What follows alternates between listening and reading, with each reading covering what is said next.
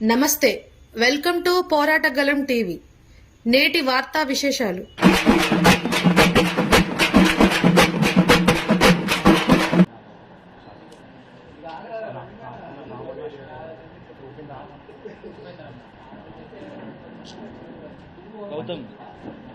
ఈ ప్రెస్ మీట్ని ఉద్దేశించి జిల్లా సెక్రటరీ వెంకటేష్ గారిని మాట్లాడాల్సిందిగా. మీడియా మిత్రులందరికీ కూడా నమస్కారం. జూలై 8వ తేదీన ప్రగతిశీల ప్రజాస్వామ్య విద్యార్థుల ఐక్యత ఖమ్మం జిల్లా జనరల్ కౌన్సిల్ని ఖమ్మం జిల్లా కేంద్రంగా నిర్వహించుకోబోతున్నాము. ఈ కార్యక్రమానికి పీడిఎస్యు తెలంగాణ రాష్ట్ర అధ్యక్ష కార్యదర్శితో పాటు ముఖ్య వక్తలు కూడా ఈ కార్యక్రమంలో పాల్గొంటూ ఉన్నారు. ఈ సందర్భంగా నూతన విద్యా సంవత్సరం ప్రారంభమైంది. ఈ విద్యా సంవత్సరంలో పేద బడుగు బలహీన వర్గాలందరికీ కూడా నాణ్యమైన విద్య అందినప్పుడే సామాజిక ఆర్థిక అభివృద్ధి అనేది జరుగుతుందని చెప్పేసి శాస్త్ర విద్య సాధనకై ఆనాటి నుండి నేటి వరకు కూడా పీడిఎస్యు విద్యార్థి అమరవీరుల స్ఫూర్తితో అనేక ఉద్యమాలు నిర్వహించుకుంటూ ఉన్నాము. ఇదే సందర్భంగా ఈ నూతన 25-26 నూతన విద్యా సంవత్సరంలో ఒక నూతన కమిటీని ఎన్నుకొని ఈ రాష్ట్రంలో దేశంలో అందరికీ మెరుగైన ఉచిత విద్య అందే విధంగా కార్పొరేట్ ప్రైవేట్ ఫీజుల దోపిడీకి వ్యతిరేకంగా ఉద్యమాన్ని నిర్మించుకోబోతూ ఉన్నాము.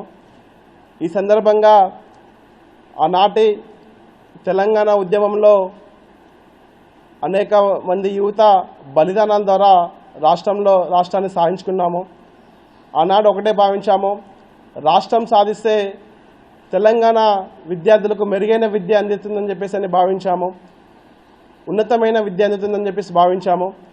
కానీ నాటి పాలకులు బీఆర్ఎస్ ప్రభుత్వం హయాంలో విద్య మొత్తం కూడా వ్యాపారంగా మారి ప్రభుత్వ విద్య మొత్తం కూడా నిర్వీర్యమైన పరిస్థితి నాటి రాష్ట్రంలో చూసాము.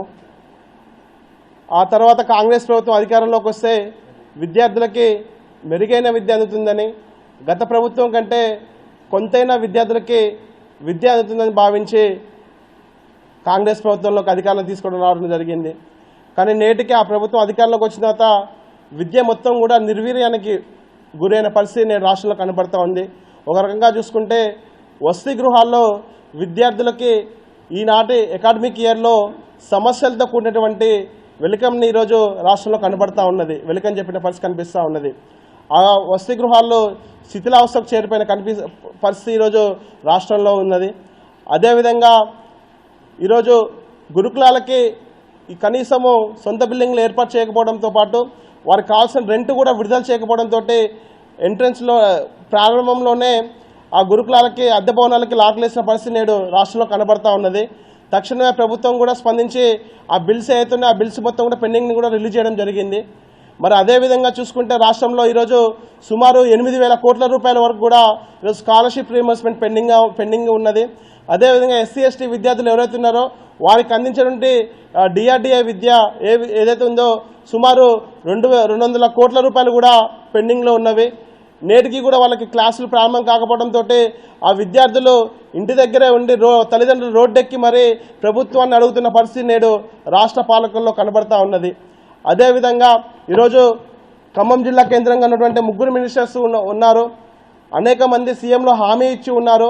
40 ఏళ్ళుగా ఖమ్మం జిల్లా కేంద్రంగా ఒక ప్రభుత్వ జనరల్ యూనివర్సిటీ కావాలని చెప్పేసి అని కూడా అనేక సంవత్సరాలు ఇక్కడ ఉన్నటువంటి ఉద్యమ నాయకులందరూ కూడా అడుగుతూ ఉన్నప్పటికీ అనేక మంది సీఎంలు హామీ ఇచ్చి ఉన్నారు. ఇప్పటికీ కూడా ఆ యూనివర్సిటీ ప్రతిపాదన అనేది జిల్లా కేంద్రంగా ఎక్కడ కూడా కనబడటం లేదు. అదేవిధంగా ఖమ్మం జిల్లాకి పాలే జేఎన్టీహెచ్ యూనివర్సిటీని తీసుకొని రావడం జరిగింది. అది తీసుకొచ్చి 3 సంవత్సరాలు కావస్తున్నప్పటికీ కూడా నేటికి ఎక్కడ కూడా పనులు ప్రారంభం కాకపోవడంతో ఆ విద్యార్థులు కనీస రూమ్లు సరిపడే రూమ్స్ లేకపోవడంతో ఉన్నత విద్య టెక్నికల్ విద్యలో విద్యార్థులు అస్తావస్థలకు గురవుతున్న పరిస్థితి నేడు జేఎన్టీహెచ్లో కనబడతా ఉన్నది. అదేవిధంగా మెడికల్ కాలేజీలు తీసుకొచ్చారు. ఆ మెడికల్ కాలేజీలో కూడా అనేక సమస్యలు కూడా కనబడతా ఉన్నది. ఇటువంటి జిల్లా కేంద్రంలో ఉన్నటువంటి జేఎన్టీహెచ్ కావచ్చు, మెడికల్ కాలేజీ కావచ్చు, ఇంకా సొంత బిల్డింగ్లు ఏర్పాటు చేసే దాంట్లో ఇంకా ప్రభుత్వాల అధికారులు కావచ్చు, మినిస్టర్స్ కావచ్చు చొరవ చూపట్లేదని చెప్పేసి అని పీడిఎస్గా మేము భావిస్తూ ఉన్నాము.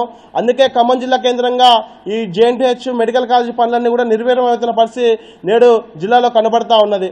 అదేవిధంగా ఖమ్మం జిల్లా కేంద్రంగా ప్రైవేటు విద్యా సంస్థలకి ఇక్కడ ఉన్నటువంటి విద్యాశాఖ అధికారులు కొమ్ము కాస్తున్న పరిస్థితి జిల్లాలో కనబడతా ఉన్నది. కనీసము సౌకర్యాలు లేనటువంటి విద్యా సంస్థలకి పర్మిషన్ లేనటువంటి విద్యా సంస్థలు ఈరోజు లక్షల రూపాయల ఫీజులు దోపిడీ చేస్తూ ఉన్నారు. పాఠ్య పుస్తకాలు అమ్ముతా ఉన్నారు. ఇవేవి అధికారులకు తెలియదా అంటే అధికారులకు తెలుసు. అధికారులకు తెలిసి మరీ కూడా ఈరోజు విచ్చలవిడిగా పాఠ్య పుస్తకాలు, యూనిఫామ్స్, విద్యా హక్కు చట్టాన్ని నిర్వీర్యం చేస్తున్న పరిస్థితి నేడు జిల్లాలో కనబడతా ఉన్నది. ముఖ్యంగా విద్యా హక్కు చట్టంలో ఏం చెప్తా ఉన్నది, కనీసము 25% పేద విద్యార్థులు, ఎస్సీ ఎస్టీ విద్యార్థులకి మెరుగైన విద్య అందించాల్సిన బాధ్యత ఆ పాఠశాలలో ఉన్నదని చెప్పేసి అటువంటి లేని పాఠశాలకు పర్మిషన్ ఇవ్వదని చెప్పేసి విద్యా హక్కు చట్టం చెప్తా ఉన్నది. కానీ ఇక్కడ ఖమ్మం జిల్లా కేంద్రంలో ఏ ఒక్క పాఠశాలలో కూడా ఈ విద్యా హక్కు చట్టాన్ని ఫాలో కావటం లేదు. ఒక రకంగా ఇక్కడ ఖమ్మం జిల్లా కేంద్రంలో డిఆర్డీఏ విద్యకు కావచ్చు, అదేవిధంగా జర్నలిస్ట్ పిల్లలకు కావచ్చు 50% ఉచిత విద్య అందించాలనేది కూడా చెప్తా ఉన్నది. కానీ ఎక్కడా కూడా కనీసము చాలా స్కూల్స్లలో ఇప్పటివరకు కూడా జర్నలిస్ట్ పిల్లలకు కనీసం 50% ఫీజు రాయితీ కూడా నేడు జిల్లా కేంద్రంలో ఇవ్వనట్టు పరిస్థితి కనిపిస్తూ ఉంది. ఇవేవి అధికారులకు చెప్పినా కానీ కనీసం అధికారులు పట్టించుకోకుండా నిర్వీర్యం చేస్తూ ఉన్నారు. ఎందుకంటే వాళ్ళ కొమ్ము కాస్తున్న పరిస్థితి ఈరోజు అధికారుల్లో కనిపిస్తూ ఉంది. ముఖ్యంగా ఇంటర్మీడియట్ విద్య కావచ్చు, స్కూల్ ఎడ్యుకేషన్ విద్య కావచ్చు, విద్యాశాఖ అధికారులకు అనేక సందర్భాల్లో మేము ఈ సమస్యలను దృష్టికి తీసుకెళ్లినా కానీ వాళ్ళు కనీసం పట్టించుకునే పరిస్థితి కనిపిస్తూ ఉంది. కాబట్టి ఇప్పుడు వచ్చినటువంటి కొత్త కలెక్టర్ గారు కావచ్చు, ఖమ్మం జిల్లాగా ఉన్నటువంటి 3 మినిస్టర్స్ కావచ్చు, వారి చొరవతోటి విద్యా వ్యాపారాన్ని అరికట్టాలని, అదేవిధంగా విద్యార్థి తల్లిదండ్రులని కనీసం పర్మిషన్స్ లేకుండా ఒకే స్కూల్ పర్మిషన్ తోటి అనేక విద్యా సంస్థల పేర్లు చూపెడుతూ ఈరోజు తల్లిదండ్రులను మోసం చేస్తున్న పరిస్థితి ఈరోజు జిల్లాలో కనపడతా ఉన్నది. కాబట్టి తక్షణమే మినిస్టర్స్ అయినా స్పందించి ఇటువంటి విద్యా సంస్థల మీద చర్యలు తీసుకునే విధంగా జిల్లా విద్యాశాఖ అధికారులకి నోటీసులు జారీ చేయాలని చెప్పేసి అని కూడా ఖమ్మం జిల్లా కేంద్రంలో 3 మినిస్టర్స్ కోరుతా ఉన్నాము. తక్షణమే స్పందించి పెండింగ్లో ఉన్నటువంటి స్కాలర్షిప్ రియంబర్స్మెంట్ కూడా విడుదల చేయాలని, అదేవిధంగా ఈ కార్యక్రమంలో అదేవిధంగా విద్యారంగ సమస్యలు పరిష్కరించి తెలంగాణకి విద్యాశాఖ మంత్రిని కూడా కేటాయించాలని చెప్పేసి అని కూడా తెలంగాణ ప్రభుత్వాన్ని మేము కోరుతా ఉన్నాము. ఈ సందర్భంగానే రేపు నిర్వహించుకుపోయే పీడిఎస్యు జనరల్ కౌన్సిల్లో ఒక నూతన కమిటీని ఎన్నుకొని రాష్ట్ర దేశవ్యాప్తంగా శాస్త్ర విద్య సాధనకై ఉద్యమాలు నిర్వహిస్తామని చెప్పేసి అని, గతం కంటే మెరుగైనటువంటి పేద విద్యార్థులకు విద్య అందే విధంగా ఉద్యమాలు చేపడతామని చెప్పేసి అని కూడా ఈ మీడియా సమక్షంలో తెలియజేస్తూ ఈ అవకాశం కల్పించిన మీడియా మిత్రులు అన్నలందరికీ కూడా ప్రత్యేక ధన్యవాదాలు ఇస్తూ నేను ముగిస్తాను ఫ్రెండ్స్.